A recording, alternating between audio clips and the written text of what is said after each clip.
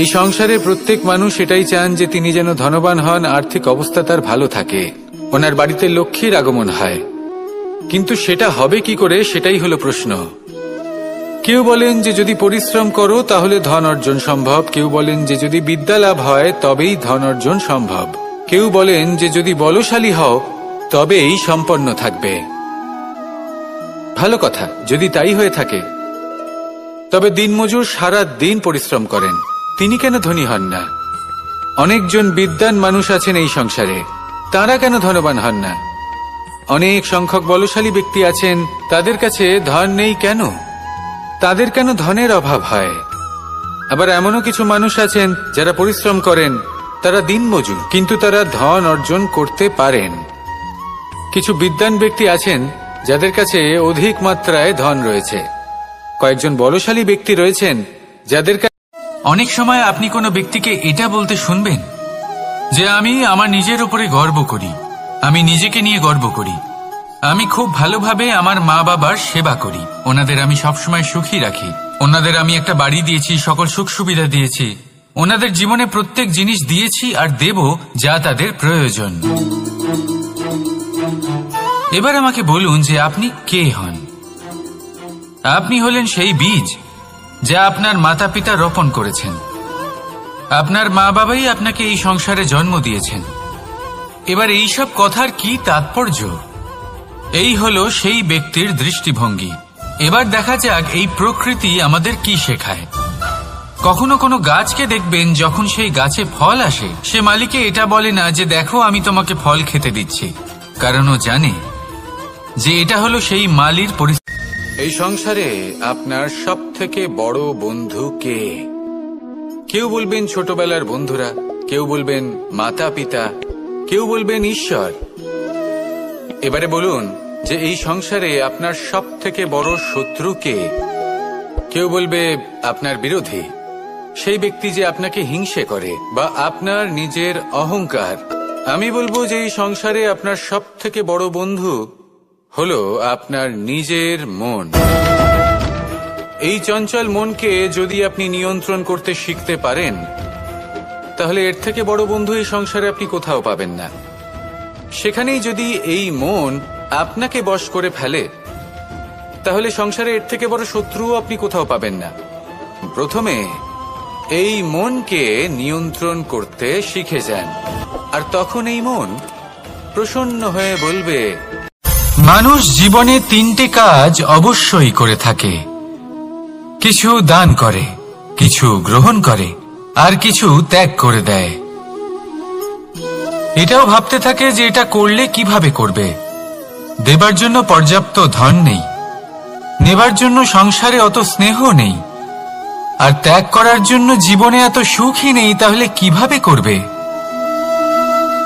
আসলে আমরা বস্তুগত চাহিদা অর্জনে এত ব্যস্ত হয়ে পড়ি যে আমরা বুঝতেই পারি না যে কি নেবার আছে, কি দেবার আছে, আর কি ত্যাগ করার আছে। তাহলে আজ আমি আপনাকে বলেই দিই, মনে রাখবেন এই তিনটে গুরুত্বপূর্ণ গুণ, তিনটে গুরুত্বপূর্ণ কথা। দেবার জন্য আছে দান, নেবার মতো আছে জ্ঞান, আর ত্যাগ করার মতো আছে অহংকার। জীবনে যখনই কোনো কর্ম করবেন, সেটা নিয়ে একটু ভেবে দেখুন যে এই যে কাজটা আমি করছি, তার ফলে এই যে অন্য মানুষেরা আছেন এই সংসারে, তারা কি দুঃখ পাবেন? যদি তারা দুঃখ পান, তাহলে সেটা পাপ। যদি আপনি এমন কোনো কর্ম করেন যার ফলে অন্যরা প্রসন্নতা লাভ করেন, তাদের মুখে হাসি ফুটে ওঠে, যদি তারা প্রেরিত হন, জীবনে সামনে এগোতে পারেন, তাদের বিকাশ হয়, তাহলে এটা হলো পুণ্য। তাই জীবনে সবসময় পুণ্য করতে থাকুন, আর আমার সাথে ভালোবেসে বলুন রাধা রাধা। অর্থের চিন্তা করলে কি অর্থ লাভ হয়? ভবিষ্যতের চিন্তা করলে কি ভবিষ্যৎ ঠিক হয়ে যায়? স্বাস্থ্যের চিন্তা করলে কি স্বাস্থ্য নিজে থেকেই ঠিক হয়? হয় না। তাহলে এই সব কিছু থেকে আমাদের একটা ছোট্ট শিক্ষা অবশ্যই লাভ করা উচিত। আপনিও আপনার কাঁধ থেকে চিন্তার এই বোঝা নামিয়ে ফেলুন, আর এই সব ইচ্ছে একত্রিত হয়ে আমাদের মনে চিন্তা উৎপন্ন করে। তাই এই চিন্তাগুলিকে ত্যাগ করুন, প্রকৃতির প্রেমের ওপর বিশ্বাস রাখুন, মনে রাখবেন, যিনি চিন্তামুক্ত হবেন তিনি চিতামুক্ত হবেন। সুখের নিদ্রা প্রাপ্ত করুন, আর নিদ্রায় যাবার আগে আমার সাথে ভালোবেসে বলুন, রাধা রাধা। মাতা পিতার মনে সবসময় এই বাসনা বাস করে যে ওনাদের সন্তানের যেন মঙ্গল হয়। নিজের সন্তানকে সেই সবকিছু দেবার সবসময় চেষ্টা করতে থাকেন যেগুলো তারা নিজেরা নিজেদের জীবনে কখনো পেতে পারেননি, এবং এই প্রক্রিয়ায় সব থেকে গুরুত্বপূর্ণ বিষয়টি ভুলে যান, নিজের সন্তানকে সেই জিনিস দেওয়া যেটা উনি সব থেকে আগে পেয়েছেন। আমি ধনের কথা বলছি না, আমি বলতে চাইছি নিজের অভিজ্ঞতা দ্বারা ওনারা যে মানসিক স্থিতি লাভ করেছেন, ওনারা যে মর্যাদা লাভ করেছেন, যে শিক্ষা ওনারা লাভ করেছেন, সবার আগে নিজের সন্তানকে সেটা দেওয়া প্রয়োজন। সেটা যদি নিজের সন্তানকে দিতে পারেন, তাহলে এই সন্তান জীবনে তার পথে এগোতেও পারবে, ধন অর্জনও করতে পারবে এবং শক্তিশালী অনুভবও করতে পারবে। সেই জন্য সন্তানকে সবার আগে সেটা দান করুন যেটা সব থেকে বেশি মূল্যবান। সেটা দিন যেটা আপনি সবার আগে লাভ করেছেন। আসুন আমার সাথে ভালোবেসে বলুন, রাধা রাধা। পথ হারিয়ে ফেললেই বুঝতে পারবেন যে নতুন পথ কিভাবে বানাতে হয়। কিছু মানুষকে জীবন থেকে হারালে তবেই আপনি বুঝবেন যে আপনার আপনজনকে। এই ভয়ের কারণে ভীত হয়ে থাকবেন না। এই তারা নক্ষত্র অন্ধকারের অভাবে গুরুত্ব হারায়। শিবকেও মহাদেব হওয়ার জন্য বিষপান করতে হয়েছিল। প্রত্যেক পরিস্থিতি, প্রত্যেক সাফল্য আপনার পরীক্ষা নেবে, তাতে উত্তীর্ণ হওয়া হলো আপনার কর্ম। যখনই আপনি ভয় পাবেন বা সংকটের সম্মুখীন হবেন, তখন সাহসের সাথে তার সম্মুখীন হন। মনে রাখবেন, যে সম্মুখীন হতে জানে সাফল্য তার সাথে সবসময় থাকে। আসুন আর আমার সাথে ভালোবেসে বলুন, রাধা রাধা। একটা গাই আর একটা বাছুরের মধ্যে কেমন সম্পর্ক থাকে? একটা গাই নিজের বাছুরকে ডাকে, আর সেই বাছুর হাজার হাজার গাইয়ের মধ্যে থেকেও নিজের মাকে চিনতে পেরে যায় আর নিজের মায়ের সাথে এসে জড়িয়ে পড়ে। আর কিছুটা ঠিক এরকমই সম্পর্ক হলো আপনার কর্ম এবং আপনার কর্মফলের মধ্যে। আপনি যেমন কর্ম করবেন, আপনার কর্ম আপনার কর্মফলকে ডাক দেবে, আর আপনার কর্মফল কোথাও না কোথাও থেকে আপনাকে খুঁজতে খুঁজতে এসে আপনার সাথে জড়িয়ে পড়বে। তাই উচিত এটাই হবে যে আপনি সৎকর্ম করুন, কারণ ঈশ্বর যদি আপনাকে আপনার ভুলের জন্য ক্ষমা করেও দেন, আপনার কর্ম কিন্তু করবে না। তাই যদি আপনি দুষ্কর্ম করতে চলেছেন, তাহলে আপনি প্রস্তুত থাকুন, আর যদি আপনি শুভ কর্ম করতে চলেছেন, তাহলেও আপনি প্রস্তুত থাকুন। জন্ম কোথায় হয়েছে, কিভাবে হয়েছে, এতেও কিছু যায় আসে না যে আপনার মৃত্যু কোথায় হবে, কিভাবে হবে। যায় আসে তখন গুরুত্বপূর্ণ হলো এটাই যে জীবন আপনি যাপন করেছেন তার উদ্দেশ্য কি ছিল, কি ভাবনা নিয়ে আপনি বেঁচেছেন। এখন যদি আপনি এমন কিছু করেন যার দ্বারা এই সংসার আপনার থেকে জীবন যাপনের প্রেরণা পেতে পারে, মৃত্যুর পরেও আপনার কর্ম দেখে তা স্মরণ করে জীবনে বাঁচতে শেখেন, তাহলে তার তাৎপর্য হলো আপনি নিজের কর্মের দ্বারা, নির্বাচনের দ্বারা অমর হয়ে গেছেন। দেখুন, জীবনে দুশ্চিন্তা করা হলো বৃথা, মৃত্যুর ভয়ও হলো বৃথা, কারণ আত্মা কখনো মরে না, তাকে কেউ শেষ করতে পারে না, না কাল, না মৃত্যু, আর না সময়। যদি এমন কিছু থাকে যা আপনার আত্মাকে শেষ করে দিতে পারে, তাহলে তা আপনারই নিজের দুষ্কর্ম। তাই এই যে জীবনকাল আপনার কাছে রয়েছে, তাতে শুধু শুভ কর্ম করুন, দুশ্চিন্তা করা ত্যাগ করুন। এমন কর্ম করুন যা দেখে সংসার উচিত পথে চলে আসে। যদি কারোর ব্যবহার আপনার প্রতি অনুচিত হয়, বা যদি কেউ অনুপস্থিত থেকে থাকে, বা কেউ যদি আপনাকে বুঝতে না পারেন, তাহলে তার অর্থ এটা নয় যে আপনি সেই সম্পর্ক ভেঙে ফেলবেন।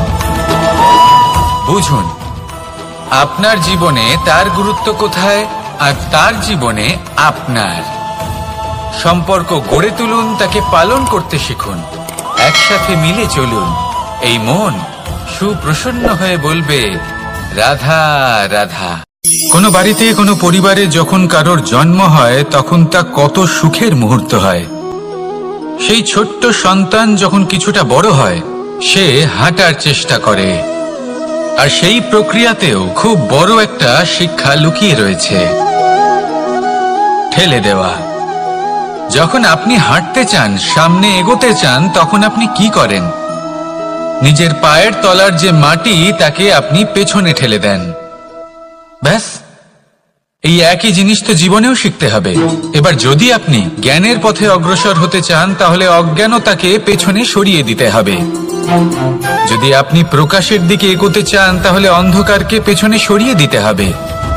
যদি আপনি ভবিষ্যতে সফল হতে চান তাহলে অতীতের যে অসফলতাগুলিকে পেছনে সরিয়ে দিতে হবে। কর্ম করতে থাকুন, কখনো থামবেন না। আর আমার সাথে ভালোবেসে বলুন, রাধা। নারীকে পুজো করা হয় সেখানে ঈশ্বর বাস করেন, আর যেখানে নারীকে অপমান করা হয় সেখানে ঈশ্বর এবং ভাগ্য এই দুই রুষ্ট হয়। মনে রাখবেন, যদি নারী কল্যাণকারী হতে পারেন তাহলে নারী মহাচণ্ডী রূপও ধারণ করতে পারেন। যদি একজন নারী মাতা হয়ে জন্মদান করতে পারেন তাহলে নারী মৃত্যু হয়ে বিনাশও করতে পারেন। যেখানে নারী অপমানিত হবেন সেখানে মহান ভারতও মহাভারতের পথে অগ্রসর হতে পারে। তাই মনে রাখবেন, পরিবারে ধৈর্য রাখতে পারলে তাহলে আস্তে আস্তে দেখবেন প্রেম বৃদ্ধি পাচ্ছে। সমাজে যদি ধৈর্য রাখতে পারেন তাহলে আস্তে আস্তে এই সমাজ আপনাকে সম্মান করবে। যদি নিজের জীবনে ধৈর্য রাখতে পারেন তাহলে নিজে থেকেই আত্মবিশ্বাস বাড়বে, নিজের বিকাশ হবে। জীবনে সবই সম্ভব যদি ধৈর্য রাখতে পারেন। হয়তো আস্তে আস্তে হবে, কিন্তু হবে অবশ্যই। শুধু ধৈর্য রাখুন। এই সংসারে কখনো কোনো ব্যক্তিকে তার বাইরের পোশাক দেখে বিচার করার চেষ্টা করবেন না, এটা খুব বড় ভুল করবেন। কোথাও একটা গাছ দেখলাম, খুব বিশাল আকারের একটা গাছ, বিশাল শাখা আছে, সেগুলো দেখে আমরা ভাবি যে এই গাছে হয়তো কত সুস্বাদু ফল আছে। আমরা সেই গাছের পরিচর্যা করতে থাকি। আর অন্যদিকে হলো একটি তৃণ যেটা মাটি থেকে কিছুটা উঁচুতে পৌঁছেছে, কিন্তু সেই তৃণর নিচে, মাটির নিচে অত্যন্ত সুস্বাদু ফল বা সবজি জন্ম নেয়, আমাদের স্বাস্থ্যের পক্ষে অত্যন্ত উপকারী। সেই জন্য কখনো আবরণ দেখে কাউকে বিচার করতে চেষ্টা করবেন না। যদি এই বিশেষত্ব বোঝার ক্ষমতা আপনি অর্জন করেন, যদি এই শিল্প আপনি নিজের ভেতরে জাগ্রত করেন, তাহলে এই সংসারে বিশেষত্ব কি সেটা আপনি জানতে পারবেন। আর এই সমস্ত খেলা দৃষ্টি থেকে নয়, দৃষ্টিভঙ্গি থেকে জন্ম নেয়। দৃষ্টিভঙ্গি সবসময় শুভ রাখুন। আর আমার সাথে ভালোবেসে বলুন, রাধা রাধা। স্বচ্ছতার একটা আলাদা গুরুত্ব আছে। যদি আপনি নিজেকে স্বচ্ছ রাখেন তাহলে আপনার নিজেরও ভালো লাগবে, সামনের ব্যক্তিরও ভালো লাগবে, একটা অন্যরকম প্রভাব পড়বে। কিন্তু একজন শ্রেষ্ঠ ব্যক্তি কিভাবে হয়ে ওঠা সম্ভব? যার মধ্যে গুণ আছে, শিক্ষা আছে, শুভ চেতনা আছে, যিনি সৎকর্ম করেন। কিভাবে হব সেই ব্যক্তি যার মধ্যে জ্ঞান আছে? শুধুমাত্র স্বচ্ছ থাকলে তো তা হওয়া সম্ভব নয়। প্রথমে আপনাকে বুঝতে হবে যে মানুষের মধ্যে চারটি মূল তত্ত্ব আছে। প্রথম হলো তার শরীর, যার দ্বারা উনি যে কোনো কর্ম করে থাকেন। দ্বিতীয় তত্ত্ব হলো তার মন, যার দ্বারা কোনো কর্ম করার জন্য সে নিজেকে প্রেরণা দিতে থাকে। তৃতীয় তত্ত্ব হলো বুদ্ধি, যে কর্ম আমরা করতে চাই, যে লক্ষ্যে আমরা পৌঁছতে চাই, সেটা আমরা কিভাবে।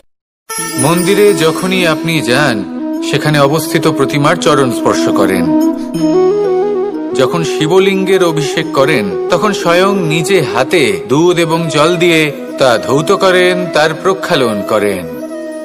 কিন্তু এর পেছনে কোনো অন্ধবিশ্বাস নেই। এখানে বিষয়টা হলো ঊর্জা সংক্রান্ত। যে কোনো ব্যক্তি হোক বা কোনো বস্তু, তার নিজস্ব একটি বিশেষ ঊর্জা থাকে। সেই জন্য যখনই আমরা বড়দের চরণ স্পর্শ করি তখন সেই স্পর্শ দ্বারা সেই বিশেষ ঊর্জা আমরা নিজের অন্তরে সমাহিত করি। তাই সব সময় মনে রাখবেন, কারোর চরণ স্পর্শ করার অর্থ এটা নয় যে আপনি কারোর সামনে তুচ্ছ হয়ে যাচ্ছেন। এর অর্থ হলো এটাই যে বড় হওয়ার জন্য সেই বিশেষ ঊর্জা আপনি তার থেকে প্রাপ্ত করছেন। আর এই জীবনের আরেকটা বড় সত্য হলো এটাই যে যদি আপনি জীবনে কিছু লাভ করতে চান তবে নতমস্তক হতে শিখুন। তা হয় বল, শক্তি, পরাক্রম এই সংসারের বিকাশের মূল। কিন্তু কখনো ভেবেছেন যে প্রকৃতি আমাদের এই বল, শক্তি, পরাক্রম কেন দিয়েছেন? যাতে আমরা জীবনে কারোর উদ্ধার করতে পারি, কাউকে সাহায্য করতে পারি, কারোর জন্য ভালো কিছু করতে পারি। কোনো গরিব অসহায় মানুষের জন্য কিছু করতে পারি, এই বল এই শক্তির সদ্ব্যবহার করতে পারি। কখনো দেখেছেন এমন মানুষ যার কাছে অসীম শক্তি আছে কিন্তু তার সাথেই অসম্ভব অহংকারও রয়েছে, যিনি নিজেকে সর্বশ্রেষ্ঠ বলে মনে করেন, খারাপ কাজও করেন। আপনি দেখবেন প্রকৃতি এবং মানুষ তাকে ভাঙতে সর্বদা চেষ্টা করেন। মনে রাখবেন, যতই সুবিশাল পর্বত হোক না কেন, তা যদি পথে পড়ে তাকে ভেঙে পথ প্রশস্ত করা হয়। কৌতুক অর্থাৎ হাসি, এটা জীবনে কতটা গুরুত্বপূর্ণ। আমরা সর্বদাই হাসতে চাই, আমরা সর্বদা অন্যের মুখে এই হাসি দেখতে চাই। কিন্তু এই কৌতুক অনেক প্রকারের হয়। আর এই কৌতুকের ভিত্তি কি, সেটাও খুব গুরুত্বপূর্ণ।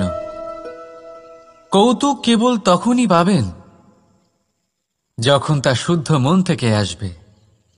কৌতুক তখনই পাবেন যখন তা সামনের জনকেও হাসিয়ে তার কষ্ট হরণ করবে। এবারে যদি কৌতুক হিংসার থেকে বেরোয়, তখন তা কটাক্ষ হয়ে যায়, সামনের মানুষের মনে আঘাত করে। তারপরে সে তৈরি থাকে যে কখন আপনার উপরে আবার প্রহার করতে পারবে। তাই যদি হাস্য কাউকে ছোট করার জন্য হয়, তা হাস্য নয়, উপহাস হয়ে যায়। আর তা সামনের জনকে আনন্দ নয়, শুধু অপমান দেবে। আর অপমানিত ব্যক্তির মন তিক্ত হয়ে থাকে। তাই মনে রাখবেন যে এই কৌতুক যেন কৌতুকই থাকে, তা উপহাস বা কটাক্ষ না হয়ে যায়। রাধা রাধা। মানুষ, এই শব্দের সূচনা হয় মন থেকে। আর সেই জন্যই হয়তো আমাদের এই মন এতটা গুরুত্বপূর্ণ। এবারে দেখুন না, আমাদের মনই সবকিছু চালনা করে।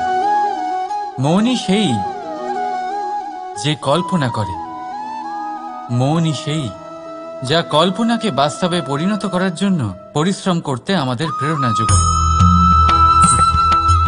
মনই সেই যা লোভের জালে জড়িয়ে পড়ে। মনই সেই যা অভিমানের পর্দা দিয়ে ঢেকে যায়। আর এই মনই সেই যা আপনাকে বিনাশের দিকে টেনে নিয়ে যেতে পারে। কিন্তু যদি তা পরোপকার করার ইন্ধন পায়, তাহলে এমন কোনো মহান কাজ নেই যা আপনি করতে পারবেন না। কিন্তু এই মন কি? এটা বোঝানো যায় দুটো শব্দের মাধ্যমে, দুটো সহজ শব্দ। প্রথম, একজন কুশল সেবক। দ্বিতীয়, একজন সংকটপ্রবণ মালিক। যদি আপনার এই মন আপনার নিয়ন্ত্রণে থাকে, তাহলে সে হলো আপনার সেবক। তাই আপনার অস্তিত্ব আছে। কিন্তু যদি আপনার মন আপনার কর্মের ওপরে নিয়ন্ত্রণ করে, তাহলে এই মন আপনার মালিক। আর তখন আপনার বিনাশ নিশ্চিত। তাই নিজের এই মনকে নিয়ন্ত্রণে রাখুন, কিন্তু ভালোবেসে। আসুন আমার সাথে আনন্দে বলুন, রাধা রাধা। এই সূঁচ দেখতে পাচ্ছেন আপনি? এটা শুদ্ধ লোহা দিয়ে তৈরি। বস্ত্র সেলাই করার কাজে লাগে, অস্ত্রোপচারে কাজে লাগে। কিন্তু আপনি কি কখনো ভেবে দেখেছেন এই সূঁচ কিভাবে তৈরি হয়? লোহার এক বড় অংশকে পিটিয়ে পিটিয়ে টেনে টেনে তাকে পাতলা বানানো হয়। এরপরেই আমরা পেয়ে থাকি সূঁচ। ভাবুন, যদি লোহার টুকরোতে অনর্গল প্রহার করার ফলে একটা লোহার টুকরো সূঁচে পরিণত হয়, তাহলে আমাদের জীবনে অনর্গল চেষ্টা করার ফলে জীবনের সমস্ত অংশকে আমরা কত প্রভাবশালী কাজে পরিণত করতে পারি। শুধু প্রয়োজন দৃঢ় নিশ্চয়তা। তাহলে আসুন আমার সাথে ভালোবেসে বলুন, রাধা রাধা। জীবনে আপনি এরকম মানুষও দেখবেন যারা এটা বলে, ভাবে, নিজেকেও বলে যে উনি সেই এমন ব্যক্তি যার মতো আমি হতে চাই। ঠিক আছে, কারোর থেকে প্রেরণা নেওয়াটা কোনো ভুল নয়, কিন্তু কখনো কখনো এই প্রেরণা গুরুত্বহীন হয়ে যায় আর আমরা শুরু করে দিই সেই ব্যক্তিকে নকল করতে। এখানেই থেমে যায় আমাদের উন্নতি। এবারে দেখুন, সংসারে শত কোটি রঙের ফুল আছে, কিন্তু তারা কখনো একে অপরকে নকল করে না। নকল করে না তাদের রং, নকল করে না তাদের সুগন্ধ। তাহলে আমরা করি কেন? প্রতিটা ব্যক্তির মধ্যে কোনো না কোনো প্রতিভা অবশ্যই থাকে, যা ফুটিয়ে তোলার সঠিক সময়ও আমাদের কাছে থাকে। কিন্তু সেই মানুষ সেই প্রতিভা নির্মাণ করার পরিবর্তে সময় নষ্ট করে অন্য কারোর মতো হওয়ার জন্য, কাউকে নকল করার জন্য। এটা করবেন না। সময়কে ব্যবহার করুন নিজের অস্তিত্ব নির্মাণ করার জন্য, কারণ কারোর ছায়া হওয়ার থেকে ভালো আপনি কারোর জন্য প্রেরণা হয়ে উঠুন। রাধা রাধা। আমরা সকলে পাথুরে রাস্তা এড়িয়ে চলি, কারণ এই পথের পাথর আমাদের যাত্রা আরো কঠিন করে তোলে, আমাদের পা আহত করে দেয়। কিন্তু একটা গুরুত্বপূর্ণ কথা আমরা ভুলেই যাই, এই কঠিন পথই না শুধু আমাদেরকে নিজেদের দুর্বলতার সাথে পরিচয় করায়, বরং আমাদের শক্ত হওয়ার প্রেরণাও দিতে থাকে। সময়ের সাথে ঠিক এমনটাই হতে থাকে। সবাই ভালো সময়ের অপেক্ষা করতে থাকেন, ভালো সময়ের জন্য পরিশ্রম করেন, তার জন্যই চিন্তা করেন, কিন্তু ভুলে যান যে ভালো সময় বহুবার আমাদের বিবেক নষ্ট করে দেয়। সেখানেই খারাপ সময় আমাদের বুদ্ধিকে সঠিক পথে চালিত করে। রাধা রাধা। ঘোড়াকে যতই প্রশিক্ষণ প্রদান করুন, তার মুখে লাগাম তো পরাতেই হবে। একজন ভালো চালক সেই ঘোড়ার লাগাম মাঝে মাঝে টেনে ধরে, তাকে সঠিক পথে চালিত করতে, যাতে সেই ঘোড়া দিগ্ভ্রান্ত না হয়। এবার একটু ভাবুন, ঠিক এরকমই হয় আমাদের মন। যদি এটা বিবেকের লাগাম দিয়ে মাঝে মাঝে আমরা টেনে না ধরি, তাহলে আমাদের এই মন দিগ্ভ্রান্ত হতে পারে। আর যদি আপনি আপনার লক্ষ্যে পৌঁছতে চান, তখন মনের এই লাগাম মাঝে মাঝে আপনাকে অবশ্যই টেনে ধরতে হবে, কারণ বিবেকের এই পথ প্রদর্শনই আপনাকে ভালোভাবে আপনার লক্ষ্যে পৌঁছে দেবে। মনে রাখবেন আর আমার সাথে ভালোবেসে বলবেন, রাধা রাধা। আপনি কখনো জাঁতাকল দেখেছেন? তাতে গম পেষা হয়। গমকে এমন ভাবে পেষা হয় যাতে আমরা তা খেতে পারি, জীবিত থাকতে পারি। আর যদি আপনি মন দিয়ে দেখেন, তাহলে কলের নিচের অংশ কখনো ঘোরে না, শুধুমাত্র উপরের অংশই ঘোরে। আর তবেই তা গম পিষতে পারে, আর তবেই রুটি তৈরি হতে পারে। কিন্তু ভেবে দেখুন, যদি কলের দুটো অংশই ঘুরতে থাকে তাহলে কি হবে? তা গম পেশার বদলে একে অপরকে পিষে নিজেদের অস্তিত্ব শেষ করে দেবে। তাই জীবনে কোনো কাজ যখন মন আর মস্তিষ্ক মিশিয়ে করা হয়, তখনই তা সম্পন্ন হয়। কিন্তু যখন বিষয় হলো ভক্তির, তখন মস্তিষ্কের যুক্তির মৌন থাকা প্রয়োজন। আর যখন বিষয় হলো কর্ম আর ন্যায়ের, তখন মনের আবেগের মৌন থাকা প্রয়োজন। তাই মন আর মস্তিষ্কের এই সম্মিলনে সতর্ক থাকবেন। একসাথে অবশ্যই চলবে, কিন্তু একে অপরের বাধা যেন না হয়ে দাঁড়ায়। রাধা রাধা। আমি একটা এমন শব্দ যার অনেকগুলি মানে হয়, যার আসল অর্থ হল অহং। যদি আপনি কথা বলেন সৃষ্টির নির্মাণ নিয়ে, তাহলে আমি ব্রহ্মদেব হয়ে সৃষ্টির নির্মাণ করবে।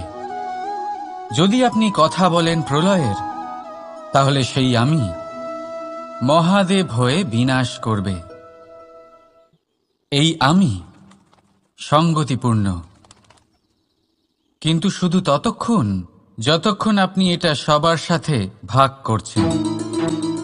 কিন্তু আমরা বহুবার এর মানে বুঝতে পারি না। এই অহংকে সীমিত করে দিই একটা ব্যক্তি অবধি, শুধু নিজে। আর তখনই জেগে ওঠে অহংকার, যাতে প্রাধান্য পায় শুধুমাত্র আমি, আমরা নয়। আর একজন ব্যক্তি একা না উৎপাদন করতে পারে আর না করতে পারে সৃজন। এবারে দেখুন, বৃষ্টির এক ফোঁটা, তারও অস্তিত্ব আছে, কিন্তু তা ধরিত্রীতে পড়লেই সমাপ্ত হয়ে যায়। কিন্তু যখন ফোঁটাগুলি একসাথে পড়ে, তখন শুরু হয় বর্ষা, আর তখনই তৈরি হয় ধারা।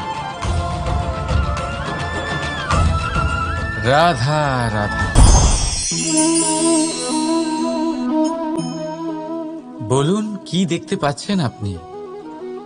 আমার হাতের এই সাদা বস্ত্র, নাকি এতে লেগে থাকা এই কালো দাগ? এবারে সত্যি কথা বলতে কি, আপনার নজর সবার আগে এই কালো দাগের ওপরে গেছে। ঠিক আছে, এমনই তো হয়। ভীষণ কম মানুষ থাকেন যারা ভাবেন কোনো ব্যক্তি ভীষণ পরিশ্রম করে এই বস্ত্র ধুয়েছেন, এটা শুকিয়েছেন। বেশিরভাগ মানুষের নজর যায় এই দাগের উপরে, ভাবেন যে এটা কি করে লাগলো। কিছুটা এরকমই হয় আমাদের ব্যক্তিত্বের সাথে। আমাদের শুভ কর্মের ওপরে আমাদের একটা খারাপ কর্ম ভারী মনে হয়। এবারে ভাবুন, যদি আমি চন্দ্রের কথা বলি, তাহলে তার শীতল আলো দেখার পূর্বে তার কলঙ্ক লক্ষ্য করেন, সেই চাঁদে লেগে থাকা কালো দাগ দেখে নেন। সেই জন্যই বিশেষ করে যারা শুধুমাত্র শুভ চিন্তা করেন আর উপকারী কর্ম যারা করেন, তাদের আমি বলবো সাবধানে থাকবেন। কারণ আপনার একটা খারাপ কর্ম চিরকালের জন্য উদাহরণ হয়ে দাঁড়াবে।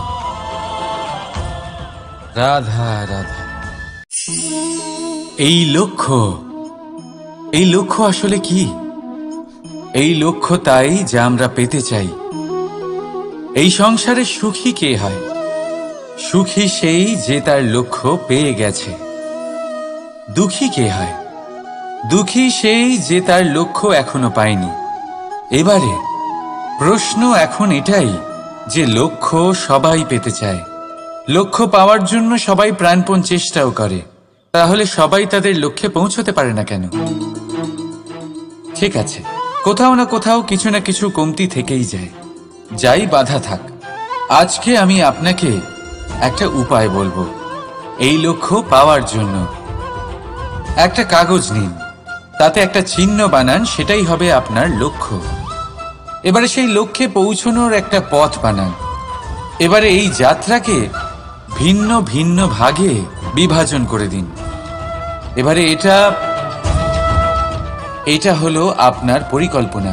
এবার এই পরিকল্পনা ক্রমানুসারে আপনি পালন করতে থাকুন, এটাই হবে আপনার চেষ্টা। এবার এইভাবে যদি আপনি চেষ্টা করতে থাকেন, যাই আপনার কল্পনা হোক না কেন, তা বাস্তব অবশ্যই হবে। তাহলে এই কল্পনাকে বাস্তবে রূপান্তরিত করুন। এইভাবেই নিজের পরিকল্পনা পালন করতে থাকুন। আপনার যাই কল্পনা থাকুক বা যাই লক্ষ্য থাকুক, তা বাস্তবে পরিণত হয়ে আপনার হাতে অবশ্যই আসবে। রাধা রাধা। মোহ। শাস্ত্রে লেখা আছে যে মোহ শুধু সেই ব্যক্তিকেই নয়, বরং সেই আরেক ব্যক্তিকেও বিনাশ করে দেয় যার ওপরে সেই মোহ আছে। এবারে লোকে কি করেন, এই শাস্ত্রে লেখা কথাগুলি শুধু শাব্দিক অর্থে নেন। এই মোহ, দেখুন, এটা শুভও হতে পারে, শুধু এর রূপ ভিন্ন ভিন্ন হয়। এটা ভালো করে বুঝতে হবে। এবারে মোহ যদি কোনো বস্তুর উপরে থাকে, তাহলে তা লালসা হয়ে যায়। মোহ কোনো বিশেষ ব্যক্তির উপরে হয়ে গেলে তা প্রেম নয়, আকর্ষণ হয়ে যায়। মোহ কোনো চাহিদার উপরে হয়ে গেলে তা বাসনা হয়ে যায়। মোহ বিজয়ের উপরে হয়ে গেলে তা কুণ্ঠা হয়ে যায়। মোহ নিজের সংস্কৃতির উপরে হলে আপনাকে সংস্কৃতির রক্ষক বানায়। যদি এই মোহ নিজের গুণের উপরে হয়, তাহলে সেই শিল্প দ্বারা আপনি এই সংসারে অদ্ভুত সব কাজ করতে পারবেন। এবারে এটা আপনার উপরে নির্ভরশীল যে এই মোহকে আপনি সৃজনের আধার বানাতে চাইবেন নাকি বিনাশের অস্ত্র বানাতে চাইবেন। ভেবে দেখুন, সিদ্ধান্ত আপনার। রাধা রাধা। বাবার এক মিত্র ছিলেন, বড়ই দুঃখী ছিলেন, বিপদে পড়েছিলেন। কি করবেন? ব্যবসা ভালোভাবে চলছিল না, বাড়িতে শান্তি ছিল না, সমস্ত জায়গায় ক্ষতি হচ্ছিল। তাই উনি একজন জ্যোতিষীকে দেখালেন। জ্যোতিষী বললেন, আপনার যে বাড়ি আছে সেটা আপনার জন্য অশুভ, আপনার এই বাড়ি পাল্টে ফেলুন। উনি বাড়ি পাল্টে ফেললেন, তবুও ওনার সমস্যার সমাধান হলো না। তারপর একজন জ্ঞানী ব্যক্তি ওনাকে বললেন যে আপনার জামা কাপড়ের যে রং, সেটা বিপদকে আমন্ত্রণ জানাচ্ছে, এই জামা কাপড়গুলিকে পাল্টে ফেলুন। উনি সেগুলো পাল্টে ফেললেন, তাও সমস্যার সমাধান হলো না। আবার একজন জ্ঞানী ব্যক্তি বললেন যে আপনার আশেপাশে যে মানুষজন রয়েছে, তারা এটা চায় না যে আপনি সফল হন, তারা আপনার ক্ষতি চায়, তাদের সাথে সমস্ত সম্পর্ক ভেঙে ফেলুন। তো উনি সম্পর্ক ভেঙে ফেললেন, কিন্তু তাতেও ওনার জীবনে কোনো পরিবর্তন এলো না। তার মানে তিনি বাড়ি পাল্টালেন, জামা কাপড় পাল্টালেন, সম্পর্ক পাল্টালেন, যেটা পাল্টালেন না তা হলো স্বভাব। এই যে স্বভাব, এটা অত্যন্ত গুরুত্বপূর্ণ। এই স্বভাবই আপনার ব্যক্তিত্ব তৈরি করে। তাই নিজের স্বভাব শুধরে ফেলুন, তাতে ভালো পরিবর্তন আনুন, সব কিছু ভালোই হবে। রাধা রাধা। ক্রোধ। লোকে বলে যে এই ক্রোধ পাপেরই মূল, কিন্তু সত্যি কি এই ক্রোধ পাপের মূল? একটু ভেবে দেখুন, এই ক্রোধ বাস্তবে আসলে কি? এই ক্রোধ একটা অনুভূতি যা আপনার মধ্যে হঠাৎই অসীমিত তেজ সঞ্চালন করে। এবারে আমি আপনাকে কিছু উদাহরণ দিচ্ছি যাতে আপনি বুঝতে পারেন যে ক্রোধ আপনার জন্য ভালো কি না। যদি কারোর সাথে অন্যায় হয় আর এটা দেখে আপনার ক্রোধ হয়, আর এই ক্রোধ আপনাকে তার সাহায্য করতে প্রেরণা যোগায়, তাহলে এই ক্রোধ অবশ্যই ভালো। যদি কোথাও আপনি দেখেন যে কোনো নারীর উপরে অত্যাচার হচ্ছে আর সেটা দেখে আপনার ক্রোধ হয়, আর এই ক্রোধ আপনাকে তার সাহায্য করতে সাহস যোগায়, তাহলে এই ক্রোধ অবশ্যই ভালো। যদি এই সংসারে কোথাও আপনি কোনো অনৈতিক কাজ বা ছলনা দেখেন আর আপনার তাতে ক্রোধ না হয়, কিছুই অনুভব করেন না, তাহলে এটা কাপুরুষতা। তার মানে এটাই যে আপনি আপনার মনুষ্যত্ব হারিয়ে ফেলেছেন। তাই এটা বোঝার চেষ্টা করুন, আপনার ক্রোধের তেজের ব্যবহারের ওপরে নির্ভরশীল হল এই ক্রোধ আপনার জন্য পাপের সমান, নাকি এই ক্রোধ আপনার জন্য পুণ্যের স্থাপক। রাধা রাধা। অভিমান, আত্মসম্মান, অহংকার, দেখতে গেলে এই তিনটি শব্দ ভিন্ন ভিন্ন, কিন্তু এর মূল আধার একই, আত্মসম্মান।